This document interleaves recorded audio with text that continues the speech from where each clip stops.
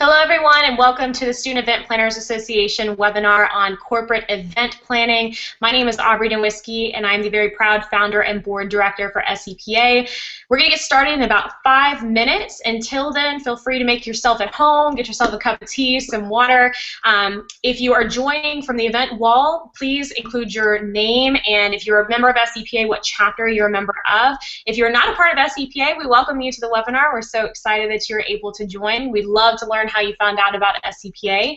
Of course, during the webinar itself and even towards the end, we'll use that same wall to post any questions that you have. I'll be reading those off for our guest speaker, who I will introduce shortly, and you guys are going to be very, very excited. We have a phenomenal guest speaker for today.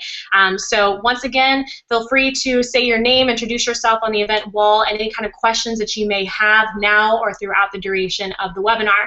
I do want to remind everyone that all of these webinars are recorded and they are posted to our YouTube channel after the webinar itself. If you're an SEPA member, you can get credit through the Professional Development Program by watching the live stream and or the webinar recording and completing a corresponding quiz. The link to that quiz will be posted in the video description within the next few days, so be sure to check back for that. Once again, welcome everyone, especially if you're not a part of SEPA. We're happy to have you guys as a part of this webinar today. We'll get started in just 5 minutes.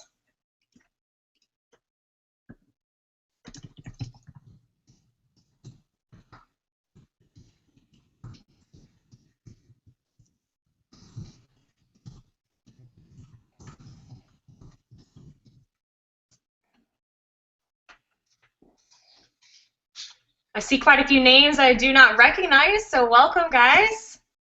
Priscilla, Laura, Isabel, quite a few people, Shannon, a couple names I cannot pronounce, so I won't try and slaughter that for you guys, but welcome, welcome.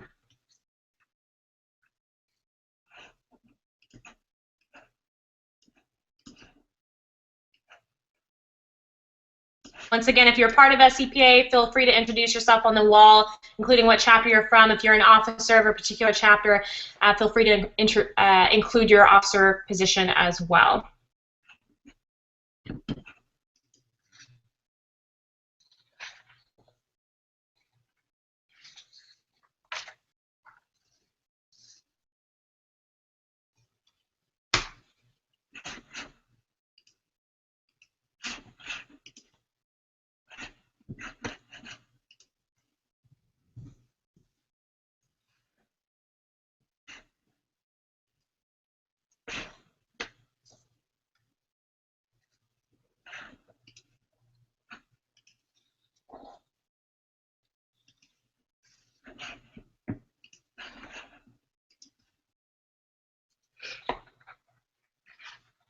All right, for those of you who are just joining, we're going to get started in just 2 minutes. The topic for today's webinar is corporate events.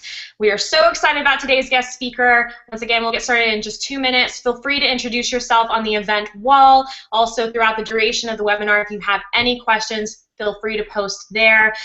If you are not a member of SEPA, welcome, welcome, welcome. We'd love to know how you found out about SEPA.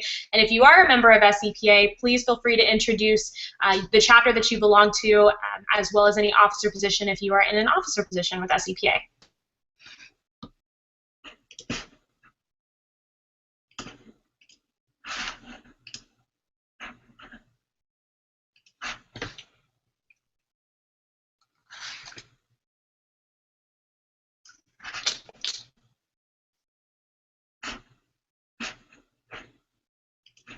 See some more people joining. Welcome to the call, guys. Very exciting. Once again, this webinar will be recorded and posted to our YouTube channel after the webinar itself, so feel free to check our YouTube channel for other webinars that we've also recorded. If you're a member of SEPA, you can get credit for watching this webinar, either the live stream or the recording.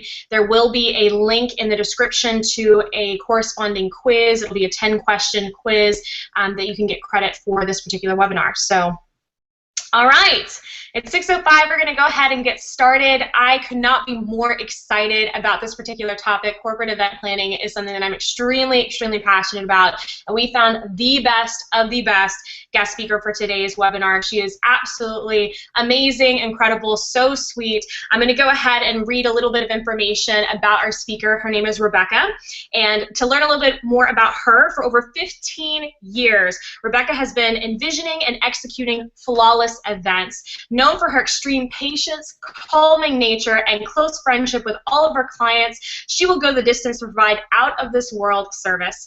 Rebecca leads the team with a fresh approach and provides pioneering ideas that are unique to the event industry.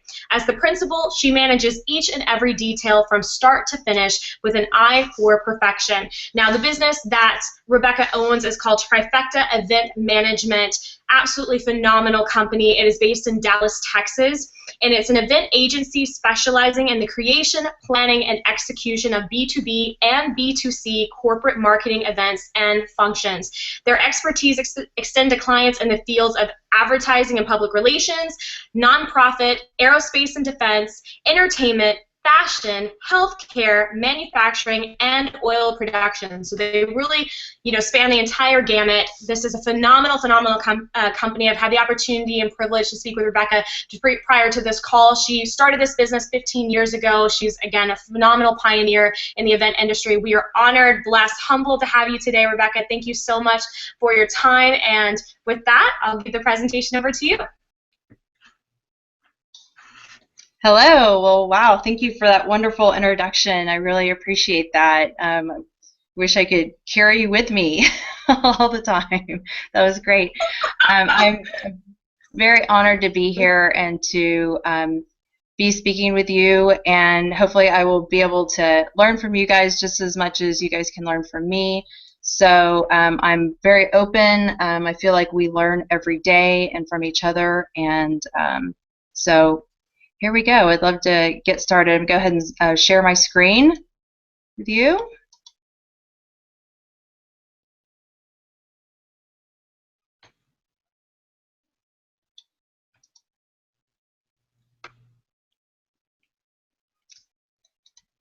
Okay, can you guys see me?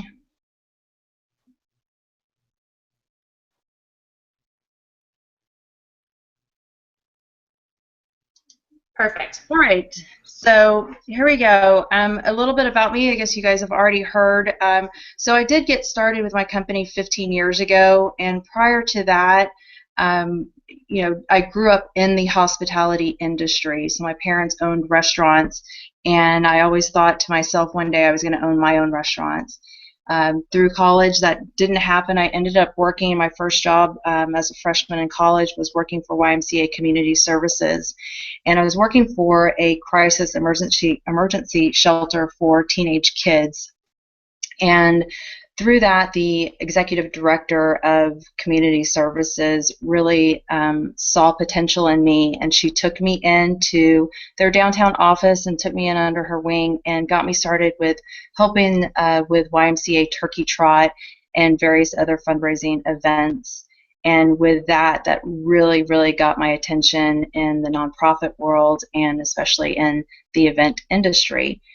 So I do specialize in nonprofit fundraising, corporate events, weddings. I am a certified wedding instructor as well as a planner, and I love galas. I love to work with them and love everything about them. So today what I would like to kind of go over with you guys is I want to talk about planner versus designer, teamwork, organization, different types of styles when it comes to event planning. I want you guys to explore yourself. I want to go a little bit about the consultation and interview process for corporate events, site visits, a little thing called A6, which we'll discuss, and the complete experience with an event. So I want to talk to you guys. I want you to understand the differences between corporate event planning and social event planning. And the major differences, social events include weddings, birthday parties, any type of birthday, whether it's a mitzvah, a sweet 16, quinceañera, 21-year-old, 50-year-old. It all falls under the same birthday celebration.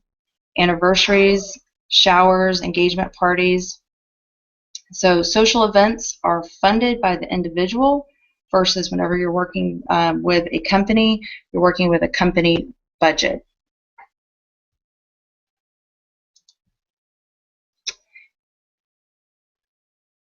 So the core difference between corporate events and social events, the main key factor is the emotional factor with clients. Any type, when you're working with a social event, whether it's a wedding or a birthday party, you're working with a client that is emotionally connected. Not only are they emotionally connected, but their partners, their families, there are a lot of emotions connected with them. And you're not only going to be working directly with them, but you'll also be working with their families and sometimes even their best friends.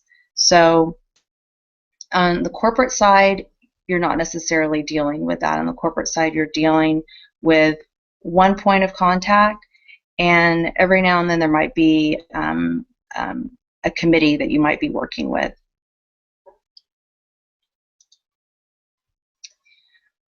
So whenever you are planning an event, a lot of times you'll hear different descriptions such as event designer or event planner. There are definite significant differences when it comes to these two titles. An event designer is someone in charge of all the visual when it comes to the events. So when you're creating a beautiful corporate event, you are going to be dealing with a lot of visuals such as lighting, stage presence, the entrance, what is that going to look like? Are we going to have a red carpet? Are we going to have stanchions? Any of those visual elements, that's where a designer is going to come in and help put together a complete concept for the event.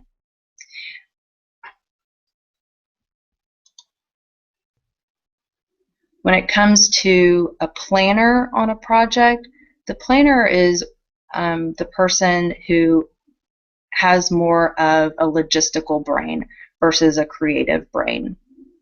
And this person is going to act as a project manager for an event. And so they're handling all the timing details. So a lot of times whenever we go on a site visit, we might have a planner and a designer. And so the planner has a logistical brain versus the designer who has more of the artistic side and the creative side. So whereas they're putting together the pretty for the event and the style, the planner a lot of times has to work together with the designer to make sure that they're aware of, exit signs, maybe the ceilings are going to be too low, or we have various people in the event that are handicapped, and we have to make sure that we have wheelchair access. And so there are definitely different details that a planner and a designer will work together on. When it comes to the corporate events, there are a lot of times there are people who will say that they are a planner and an event designer. And I am one of those people who I am definitely a planner, and I'm also a designer. So my brain can think both sides. If I had to choose one or the other, then I'm going to go for the event planning side because I definitely think more logistically.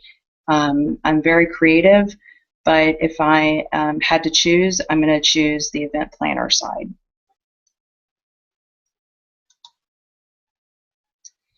So whenever we're working on any event, and we're definitely working on a corporate event or if it's a social event, teamwork when it comes to the planning and production of any type of event is very, very important. And as a planner, producer, or designer, we're all going to be wearing a lot of hats. And so we have to work together with our immediate team, the team members with my trifecta team. We all have to work together, and we are contracting out various vendors. So it's important that our team connect on all levels. and communication is the key to our success. And we all have the common goal, which is making our client happy. And in the end, that's going to bring us a successful event.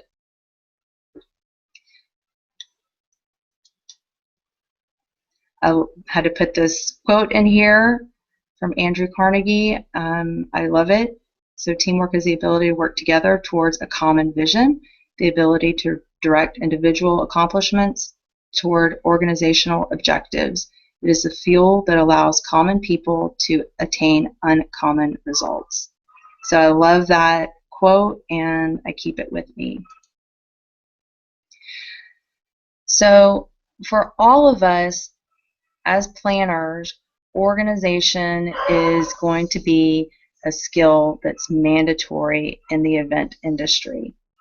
So we have one opportunity to create a memorable event for our clients, and there's no second chances for any type of event that we're producing. There's no second chances. So we must hit our target to create beyond our client's dream. So this is what I suggest for you. So you want to keep your client files organized and be prepared at all times. So it's great to have your binder that's going to have all your printed documents at hand. But what's even more important is to have all of your documents collected in an electronic binder. So some of the ways that you can do that, or you can use Google Drive to have an electronic binder, Dropbox. There's a website called planningpod.com that's fantastic. There's another tool for your floor plans that you can create electronically. It's allseated.com. And these are all great resources. There are many others out there. It's just a matter of finding the one that fits best for you and working with that. But one of the most important reasons is, I could be anywhere. We are all over the place. We're on site. We're in meetings every day, and I may not have my client's folder with me. And so it's important for me to be able to pull up on my phone or on my computer, wherever I am, especially on my phone. If my client's calling me and has a question, then I can pull up my Google Drive, and I can pull up their folder within Google Drive, and I can see and answer whatever questions that they're needing at the time.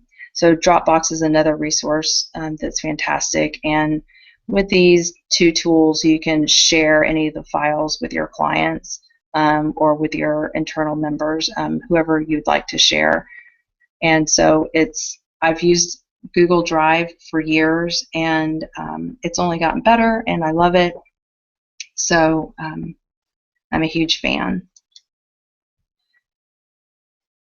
So whenever you're creating your corporate event and you want to create something that's just memorable and everyone is going to walk away and have that wow factor, I want to talk to you about different design styles that are incorporated for planning any type of event, and especially a corporate event too as well.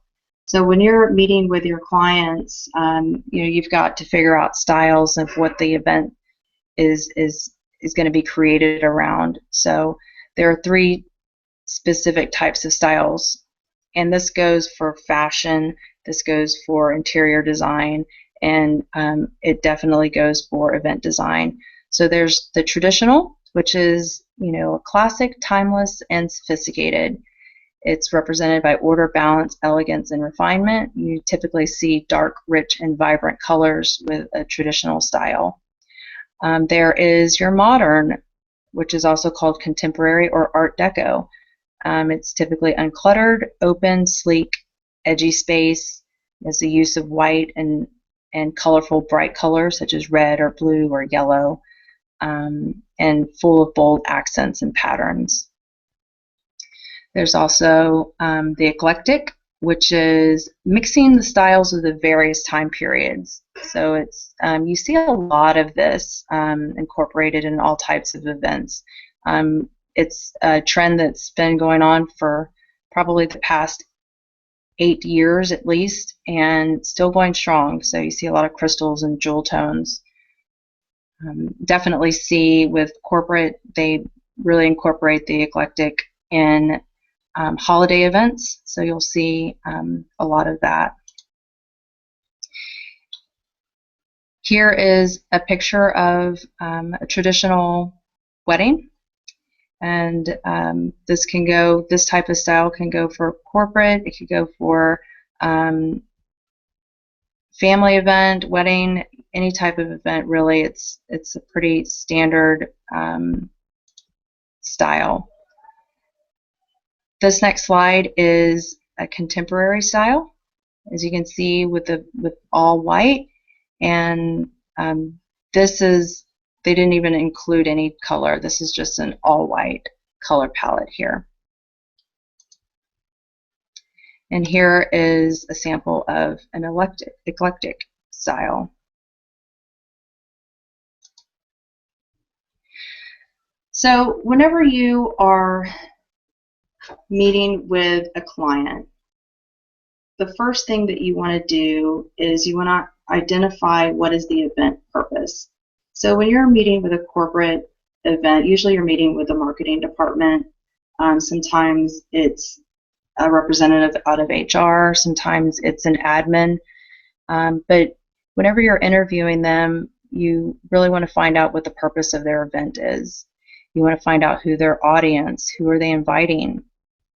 And then you need to be able to find out their style, the tone and the theme of the event. And a lot of times you're not going to be able to get that over the phone. You'll be able to get more clarity whenever you're in a face-to-face meeting. In order for you to be able to identify these, I feel that it's very important that you guys understand who you are as a person and that you're able to identify your own personal style. I've told my students in the past that it's impossible for you to be able to identify and to educate your clients on what their style is if you aren't complete understanding of what your style is. So whether your future holds to where you're going to be an entrepreneur and you're going to have your own event planning company, or if you're going to be working for another company, it's important that you understand your style.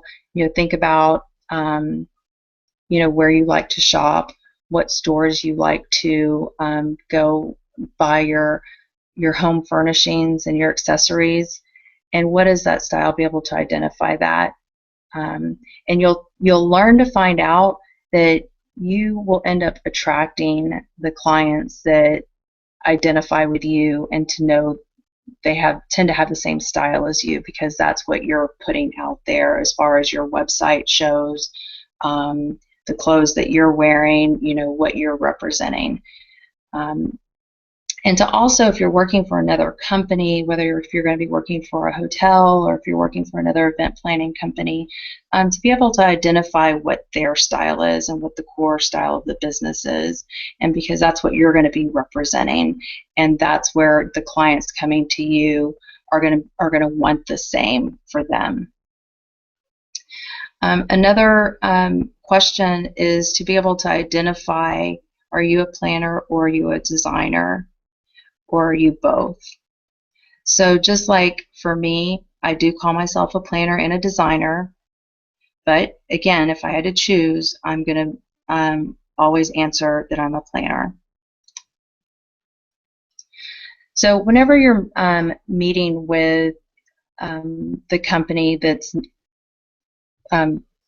looking to you for your services, there's some things that you need to do before you meet face-to-face with them. So typically you're going to have that phone call, and over the phone call, I just call that pre-planning for your meeting. So you need to ask some key questions over the phone. And some of the questions that I like to ask over the phone are going to include, what is the date of your event? Because I want to check my schedule and I want to make sure that I'm available for them.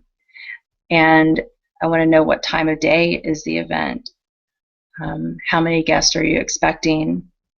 I want to know what is the purpose of the event. And if I have the opportunity, I want to ask what is the event budget. If I don't have the opportunity to ask that over the phone, that's definitely going to be something that I'm going to collect as a face-to-face.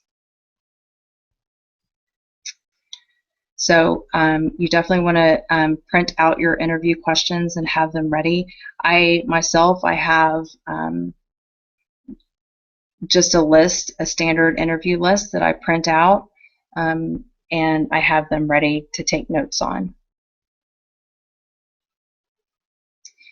One other thing that I like to do is I want to research the company before I meet with them, and I'll find out as much as I can about them, how long they've been around, where's their headquarters located, how many employees do they have, who are they servicing, what is the product that they're servicing. That way I'm aware before I sit down and meet with them, and typically they appreciate that as well. So for the interview process, whenever I sit down, is to collect as much information as I can during the meeting, such as the estimated guest count, the time of day, the preferred location for the event.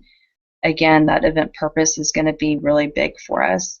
We want to know their style and their preferences. And what's interesting over the years, that what I've learned whenever I'm meeting face-to-face, so whether it's an admin or it's the marketing director, a lot of times the event is going to be created around that person's personal style. So I always want to kind of understand who my point of contact is, because a lot of times they're going to be creating, even though it's an event for the company, a lot of times they're incorporating their own style into this. I want to ask questions, is there going to be dancing?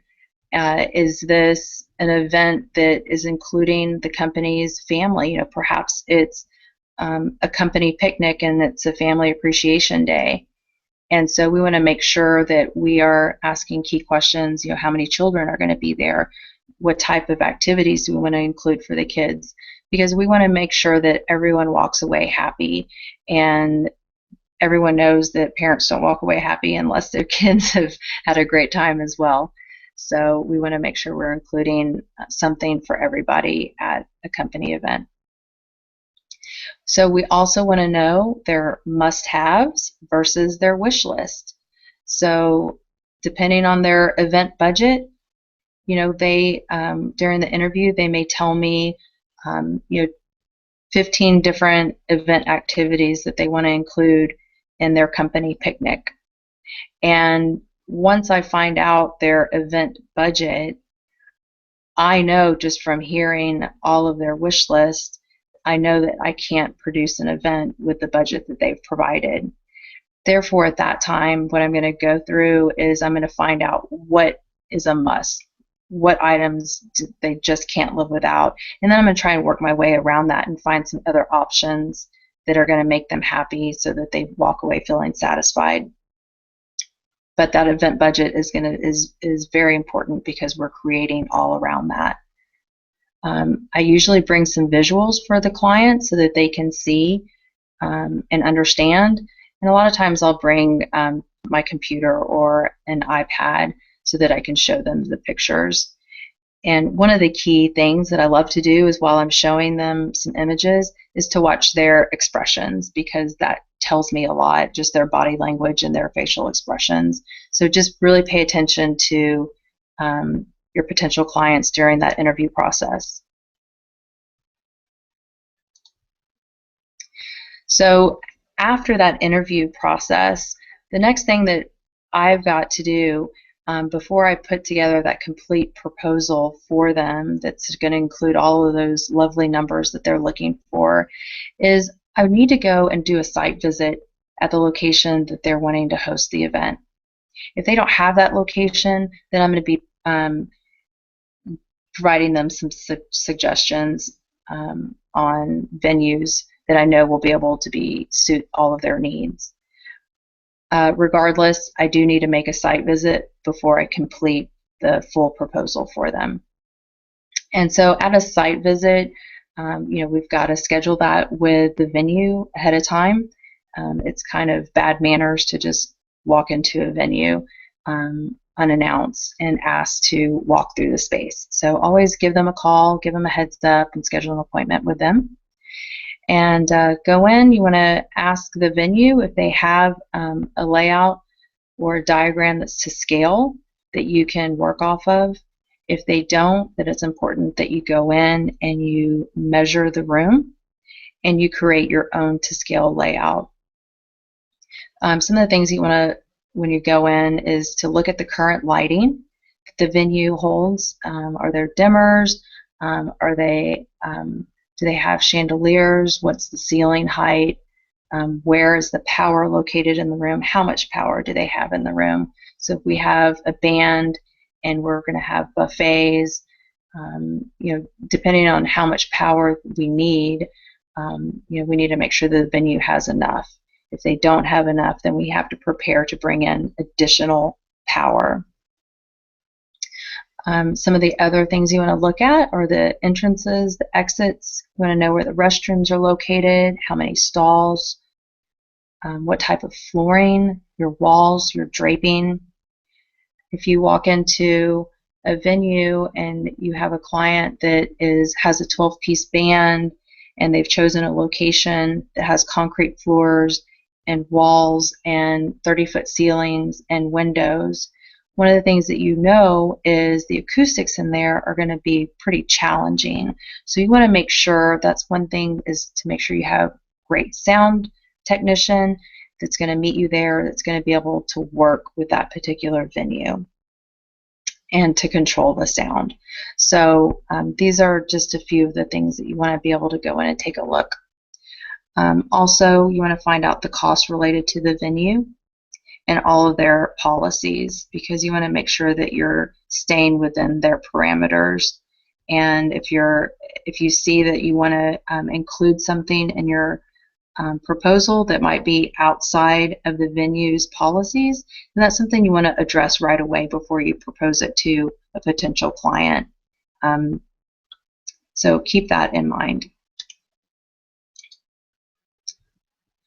So one of the things that I'd like to share with you is a formula that I was an instructor for Preston Bailey, his design course. And one of the things that I would like to share with you is the 6 areas of an event experience, which is the 6 A's: anticipation, arrival, atmosphere, appetite, amusement, and appreciation.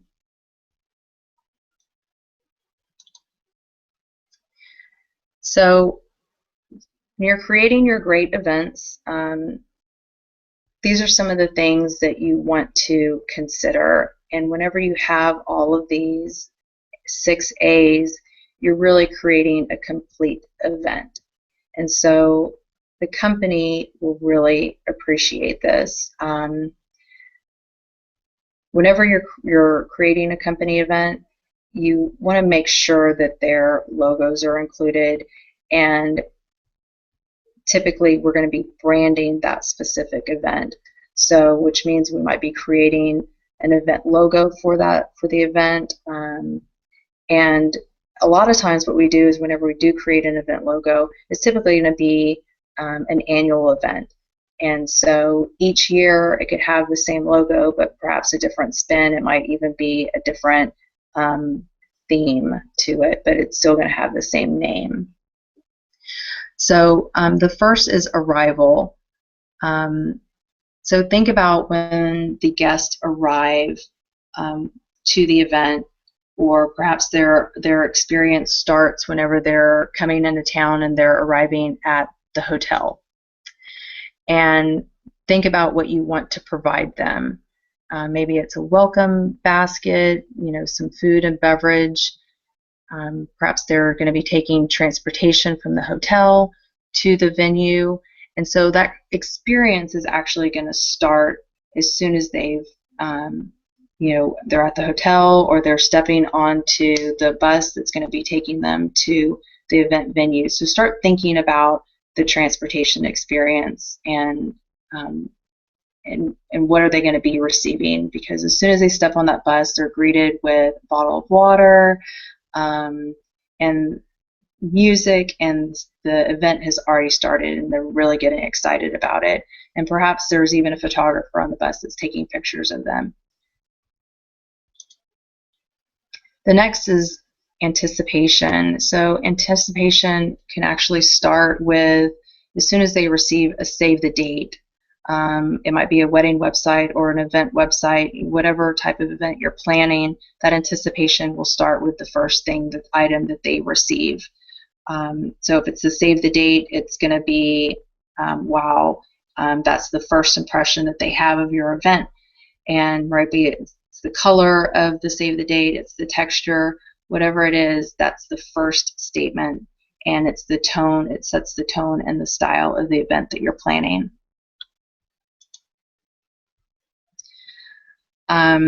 So the event atmosphere, think of the lighting, the music, the floral, the food, the beverage, the linen, textures, and colors. So think about the 5 senses whenever you're creating this. When you walk into the event, what are the smell, that they're going to sense, the visuals, perhaps you have beautiful uplighting, you have lighting on the ceiling. So don't just think about how you're going to design the floor or the dance floor or the stage, but also think about the walls and the ceilings. Those are empty palettes as well, and you can decorate them just as great as you decorate the floor and the tables.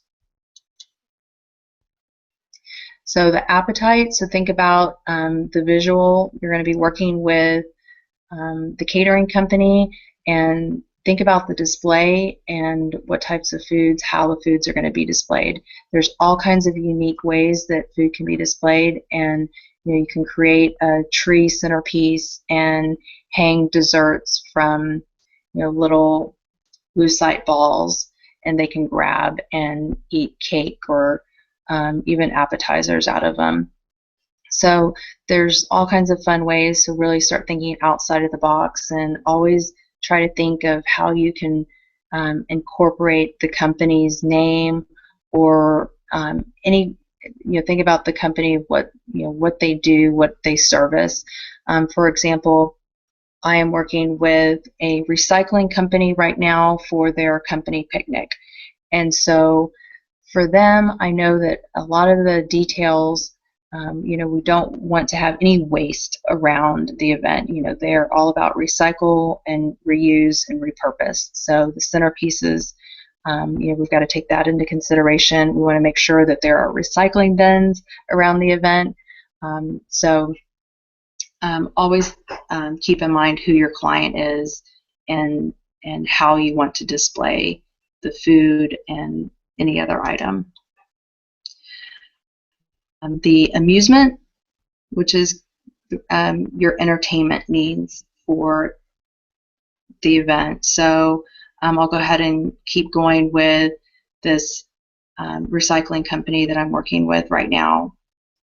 So with them, for their entertainment, it's a company appreciation family picnic, and we're having it at a very cute 1800s Texas Wild West town. And so we've got armadillo races, we've got a rock climbing wall, we've got a mechanical bull, we have pony rides for the kids, we've got a bounce house for the kids, face painting. So all of these are different types of entertainment needs that we've incorporated. And kind of staying with the Western theme, we've also included a Western and dance instructor to come in and to show everyone how to dance traditional Texas two-step and Cotton Eye Joe. And let's not forget about the appreciation end of an event. We want to include favors for the guests, and so when they walk away, whether we display that at a table as they exit, or perhaps it was displayed at their seat, But another fun way to offer a guest gift is if we do have valet, we can have the gifts in the car as valet will bring their car around. And guests typically love that. They're not expecting it, and it's just another wow moment there at the end as they're leaving. And definitely encourage your clients to send their thank you cards, and perhaps it's a picture of them at the event for this company picnic. We have we have a photographer there, and we also have a photo booth. So they're walking away where we're branding their company logo and event logo on the printout of their photo booth. So whenever you incorporate this A6 formula, you are creating a complete experience, and you've really hit your goal as an event planner. And it's something that you really want to keep in mind for any type of event that you're planning. It's a great formula for everything. I want to talk to you whenever you're putting together your events, and especially the branded events for companies. You really want to use inspiration, and find inspiration where you can. I love this Thomas Edison quote: "Inspiration can be found in a pile of junk. Sometimes you can put it together with good imagination and invent something." So I want you guys to always think about, what inspires you. Perhaps it's a person, perhaps it's going to the lake and sitting by the lake, reading books, magazines. I love magazines. I love fashion, to be able to look through the current trends. Typically with event design, we're staying with the trends of fashion. And so if you're staying up on your fashion, whether it's clothes or interior designs, the color palettes and the styles spill over into event design.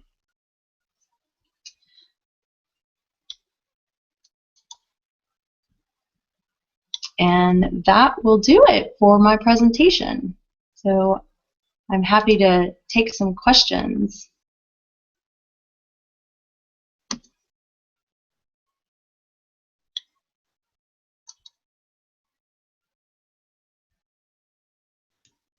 Rebecca, that was fantastic. So thorough. I absolutely loved it. I took so many notes. Where do I begin with the questions? Oh my gosh, phenomenal presentation. I loved the 6 A's. I'd never heard that before. I love how you shared where you get your inspiration from, because I know a lot of people have that question of, where do you get it from? That everything was flawless. Absolutely loved it. Thank you so much.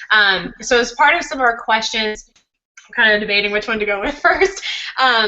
Okay, in your opinion, what is the hardest aspect of a corporate event to manage? So is it the decor? Is it the transportation? Is it pre-promotions? For corporate events, the hardest part to really manage is really the budget. Even though companies have larger budgets than individuals, they still have a budget, and a lot of times they still want to include the world for their event. And so it's just managing their expectations, educating them on what to expect and what our limits are, and always offering them solutions. So I'm a believer in never saying no, but a lot of times we have to be able to say it politely, but we're doing it in a way where they're not really hearing the no. We're offering them a different solution.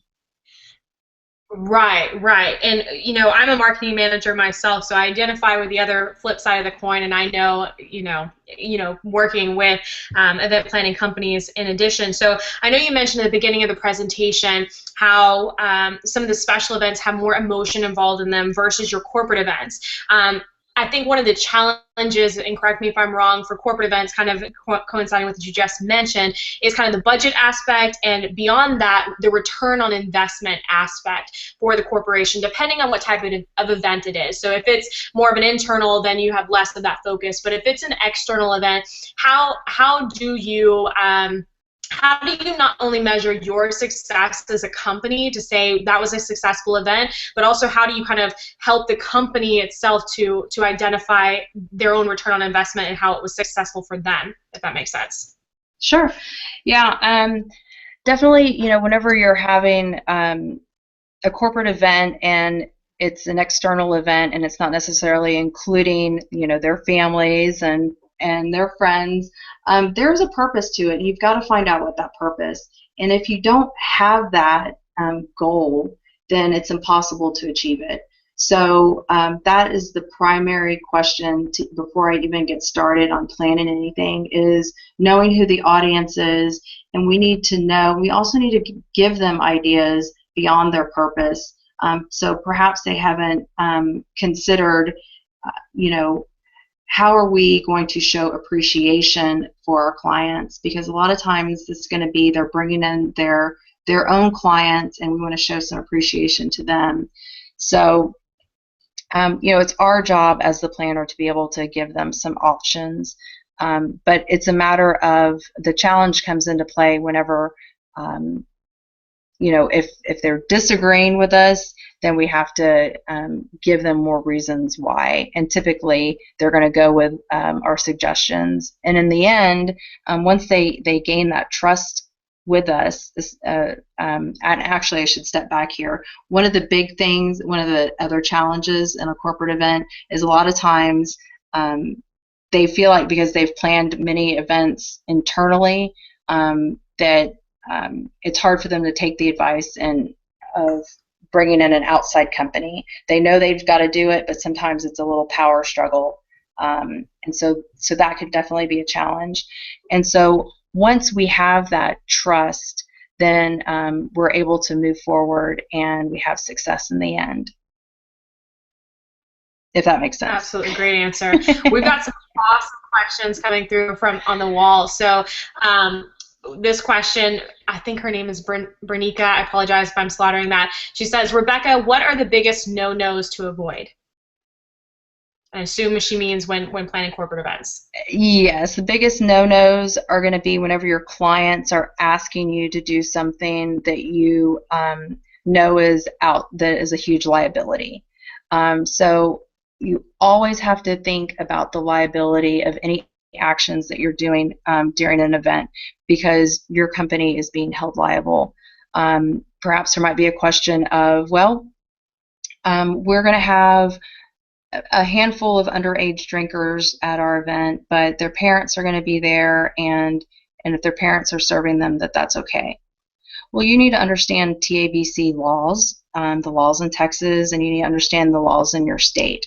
And it is your job to provide sound advice that's within the law. And so if somebody's asking me to break the law, I can't do that.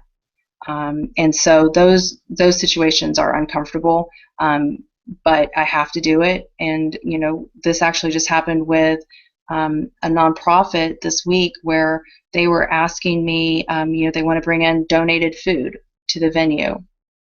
And so, the goal of a nonprofit is, you've got to have as much in-kind donations for an event in order to raise money for your purpose. And so if you have donated food, donated beverages, as much in kind, it's helpful to them. So I'm allowing the donated food to come in. However, it needs to be from a company that's a licensed catering company, as well as I need to see their insurance papers as well. And so once I put that out there, then it totally changes the elements. And a lot of times they'll battle me on that, and I can't move. I'm not going to allow it, because in the end, if I allow a company to come in and they say, well, it's a restaurant, they're a restaurant, they know what they're doing. Well, there's a difference between a restaurant who is servicing 100 people in in their venue versus doing outside catering where you're having to cook on site and you're serving to the public. There's a big difference. And so people need to understand that, and they have to have their catering certification, and as well as all their staff need to be certified. And we have to have TABC certified bartenders. And so I'm not going to move on that. And so that can be uncomfortable sometimes, but in the end, you have to think about the liability, because it only takes one time for somebody to get sick and to come back and they want to point the finger at somebody. So you've got to be very careful with that.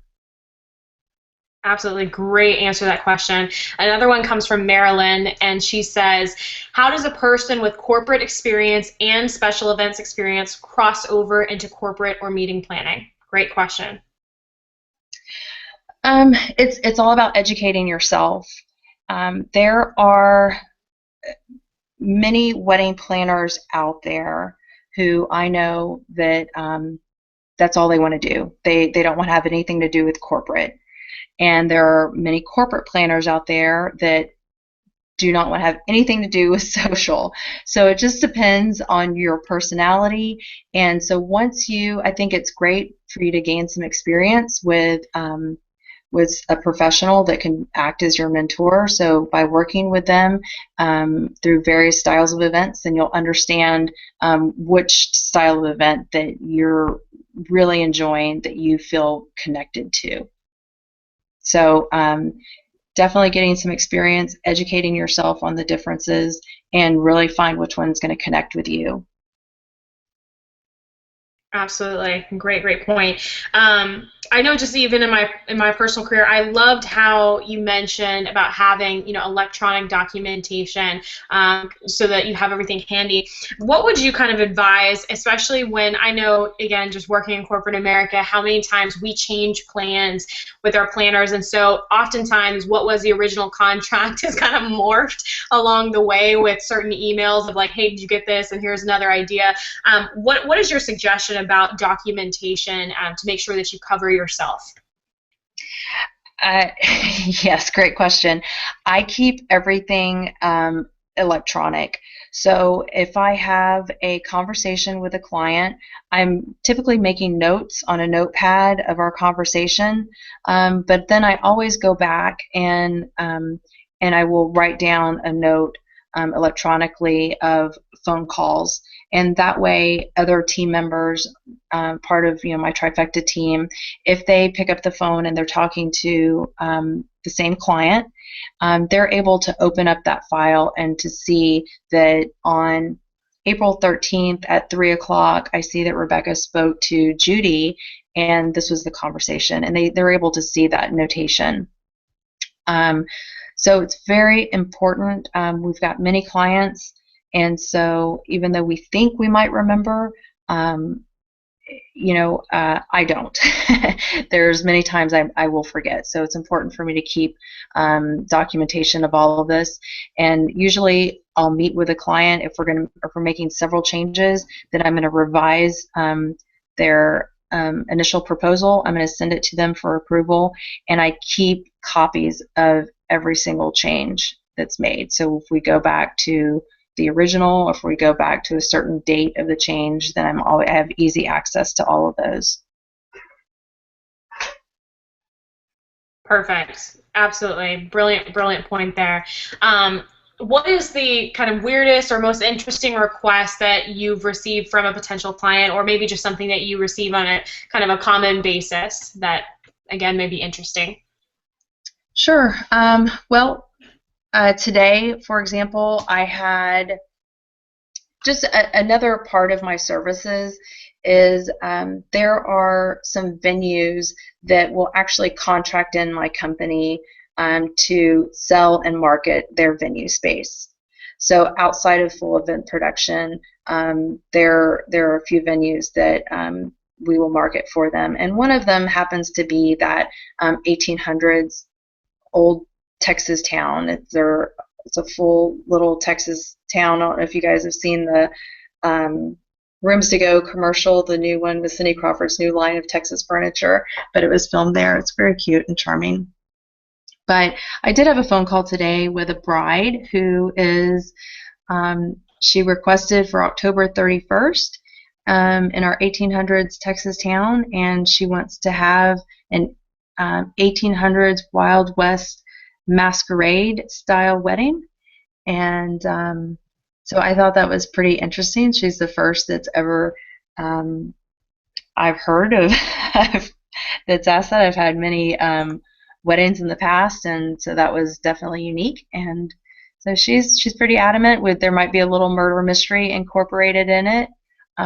So I thought that was fun, and it sounds like it's going to fit her personality pretty well. Very interesting. That's awesome. Very, very cool. I just have two more questions. Do most of your clients hold events for marketing their business or more to celebrate? So kind of more external or internal, would you say? I think that on the corporate side, anytime they're hosting an event, it's always about branding who they are and the return on investment. So even if it's an internal event with their employees, the return is that they are showing appreciation. The employees walk away happy and they feel as if they're included, their family's included, and the return is that you have happy staff and they're working towards great production for the year. So you want to remind them of, at that internal event, you want to remind them of where the company's been in the past, what we're currently working on now, and where they're going in the future. So that adds some excitement, and perhaps there's an announcement that's made within that internal corporate event, and that really stirs them up and it gets them excited. So that's usually the goal. If it's an external event, you really want to do the same thing. So if you're showing appreciation to your clients at that event, then definitely you want to talk about the past. You want to talk about the successes that you've had over the past year, and you want to showcase to your clients the new product that you've got to launch something, and you've got to get them excited about the future to keep them going. So very important. Absolutely, absolutely. This is so exciting. I love corporate events. Awesome. So this is kind of a joint question, and this is the final question for this evening. Are you typically able to maintain a relationship with a client even after their event, even if it's only a one-time event? So how do you, I guess the better way to ask this question is, how do you maintain relationships with your past clients, and how do you even leverage that to get new clients? Yeah, I do. It's, through the planning process, you really develop a relationship with your clients, and so it's important to follow up with them and, just give them a call, see if they have anything going on, send them just a hello email, send them cards, something for Christmas or Hanukkah, whatever it is that's going to keep, yourself, your company in front of them. And Right. most of my business is referrals from past clients. Or it could be a return client, but I definitely love the annual events because it keeps them coming back. So I think just the whole relationship, having any type of business, whether you're working for yourself or you're working for a company, it really is all about the relationships. And whether it's your vendors or your clients, you want to have great, strong relationships with everybody. So always keep that in mind. Absolutely, absolutely. Rebecca, I cannot thank you enough. Your presentation was absolutely phenomenal. I know so many people gained so much, from you sharing tonight and being on this call. You are a phenomenal individual. I'm so just honored and privileged to have had the opportunity to meet you and to have you present for SCPA. Congratulations to you and your phenomenal company. We'll continue to follow you. We're extremely proud that you're from Texas as well, so we'll continue to cheer you on. And also want to thank everyone who tuned in for tonight's webinar, whether you're watching the recording or the live stream itself, those who asked questions and participated on the wall. Thank you guys, whether you're an SCPA member or you're just joining. All around, Rebecca, once again, thank you so, so much. And Again, it's an honor and a privilege. Thank you. Thank you. All right, guys. Well, once again, this will be recorded and available on the SCPA YouTube channel, so you guys can go back and watch it again and again and take notes. And in a couple of days, we will have the link to the corresponding quiz posted in the description of that video. So if you are an SCPA member, you can get credit for this phenomenal webinar by Rebecca. So with that, I hope you guys have a phenomenal evening. Thank you so much for your time. Thank you once again, Rebecca, and God bless. Bye.